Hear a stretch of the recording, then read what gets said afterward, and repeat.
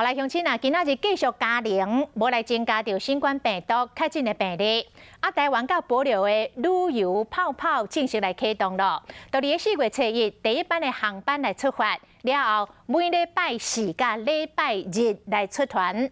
本地是爱附3天的阴性采检的报告，即摆只要伫坐无人机的前4点半钟到机场来做体检。阴性就会当来放行咯。因为这个保留当地目前是全国拢零确诊，所以旅客登来台湾只要做加强版的自我健康管理就好啊。讲这个保留的总统3月28会包机来台湾访问。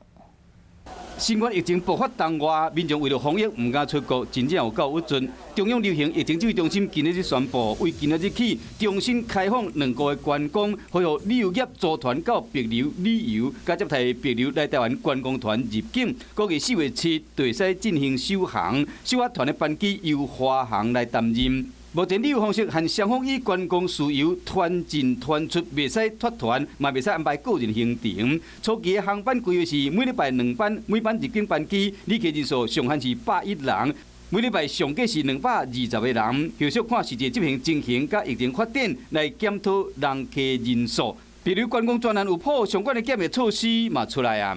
3天前的阴性报告到了帛琉当地，不管是快筛。因为快筛的话，我们认为它的这个伪阳性可能太高，所以我们不予采用。可是如果用 PCR 采检的话，可能它在帛琉机场要停留时间又会非常长。病院证实讲，参加旅游专案的人客需要提早4点半钟到机场，经过体检2点半钟后，结果出来若是阴性，就使出发。到当地了后，唔免搁另外进行采检。等来台湾了后，嘛只要进行5天的加强版的自主健康管理。基本检验若阴性，搁进行9天的一般自主健康管理就好。是有2个好处，第一个是我们的旅客就不需要出国前3天还要先找一家医院去采检，然后还要去拿报告，减少一次的往返的时间。那第二个的话，这样的采检又能够吻合，就是说我们防疫的一个规定。随着疫情有靠回，观光专案有破啊，真侪乡亲拢希望讲会使出国去行行咧。